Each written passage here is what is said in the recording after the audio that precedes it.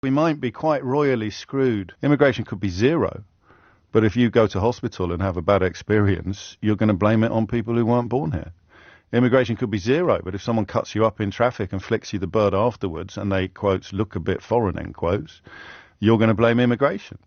If you like to wax lyrical about British culture being under threat, and what everybody knows you mean when you say that is that there are too many people around who don't look like you or sound like you or eat like you or shop like you. Increasingly, that people don't think there's anything wrong or embarrassing about holding those opinions. But what are you going to do with all the people who are making you feel uncomfortable at the moment, even if the net migration figures come down to zero? Where are all the people currently making you feel uncomfortable? Where are they going to go?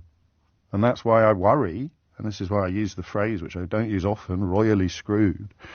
I worry that the more you throw into the gaping maw of nativist unhappiness, the worse everything gets, not the better. And you'd think, wouldn't you, that voting to reduce immigration... Welcome back to Celebrity Scoop, where we don't just follow the headlines, we break them down. Today, we're untangling the web of controversy surrounding Labour leader Keir Starmer's decision to reduce net migration. This issue has sparked a fiery debate across the UK, especially after radio host James O'Brien didn't mince his words when criticising the logic behind it. So, grab your cup of tea and let's dive into the details of this hot-button issue. Keir Starmer, leader of the Labour Party, has vowed to cut net migration numbers if elected. This statement has sent ripples across the political landscape, sparking discussions about his policy, its implications, and the motivations behind such a move.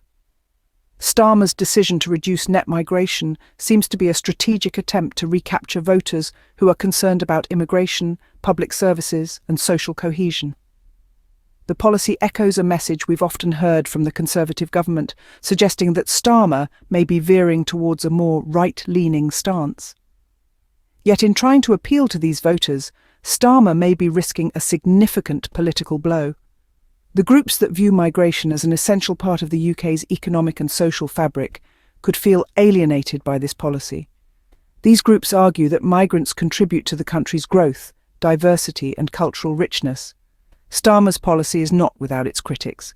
Many argue that reducing net migration is an oversimplification of the complexities surrounding immigration. They contend that it fails to address the root causes of people's concerns, such as pressures on public services and social cohesion. The policy also raises questions about the balance between political strategy and the potential impact on diverse communities within the UK. Is Starmer's decision merely a tactical move to gain votes, or does it reflect a more profound shift in Labour's stance on immigration? James O'Brien, a prominent figure on LBC, is one voice that has not held back in his criticism of Starmer's policy. His reactions, which we will delve into in the next scene, highlight the potential pitfalls and consequences of such a policy. In a nutshell, Starmer's policy to reduce net migration raises some critical questions. Is the Labour leader prioritising political gains over the potential impact on the UK's diverse communities? And is this a move that will ultimately pay off, or could it backfire, causing more harm than good? These are questions that continue to fuel discussions as this debate unfolds. Starmer's policy raises questions about the balance between political strategy and the potential impact on diverse communities within the UK.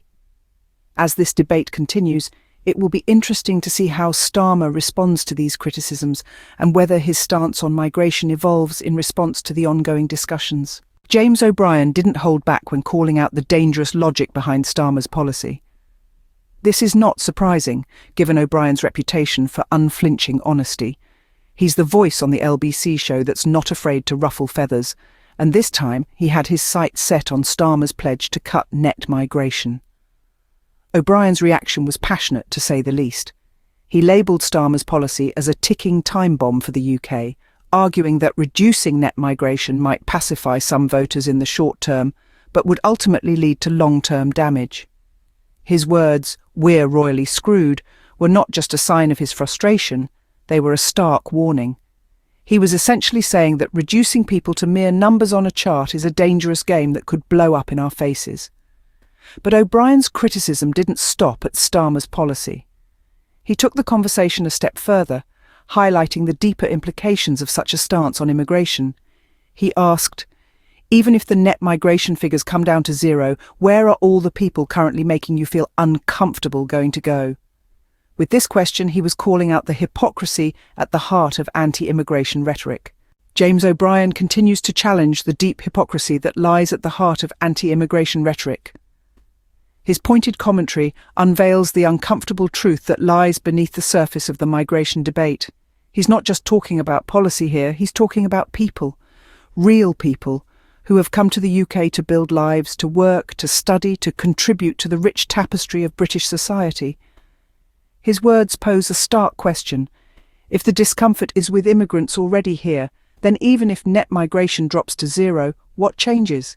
The individuals you feel uncomfortable around, they're already here. They're your neighbours, your colleagues, your friends.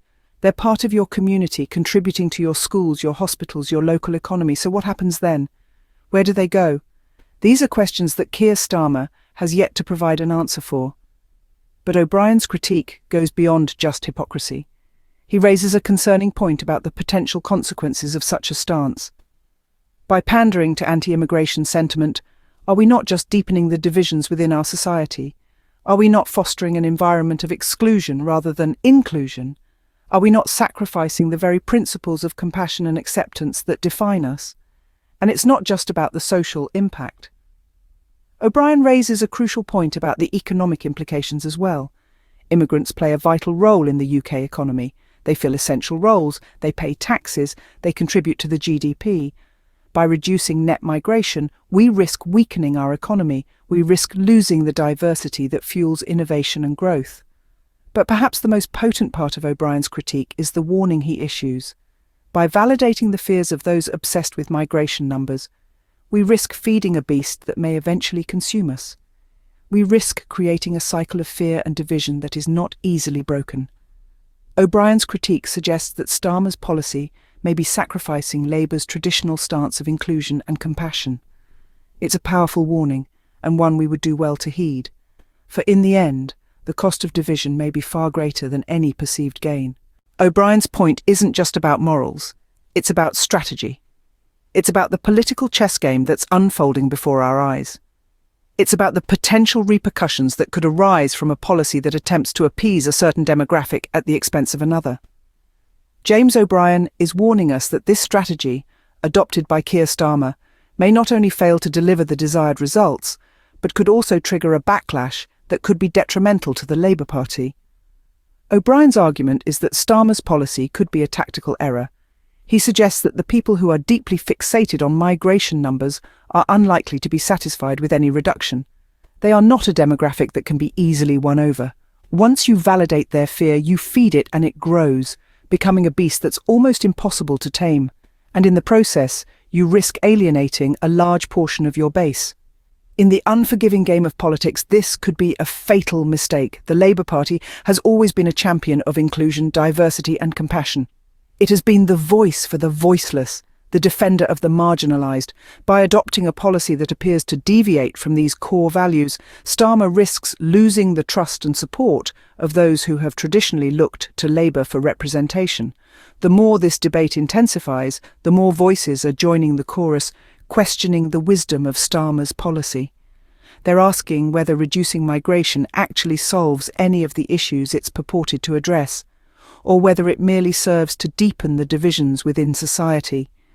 They're echoing O'Brien's warning, questioning the strategic wisdom of a policy that seems to pander more to fear than to reason, and that could potentially lead to a political backfire of monumental proportions. As this debate grows, more voices are joining in to question whether cutting migration really solves anything or just deepens division. So is Starmer making a smart tactical move, or is he selling out core Labour values for short-term optics? We've journeyed through this debate, exploring both Starmer's and O'Brien's perspectives. Starmer, with his pledge to reduce net migration, aims to appeal to a voter base concerned about immigration and its impacts on public services and social cohesion. Yet this strategy risks alienating those who view migration as an essential component of the UK's economy and cultural diversity. On the other side of the conversation, James O'Brien delivers a powerful counter-narrative.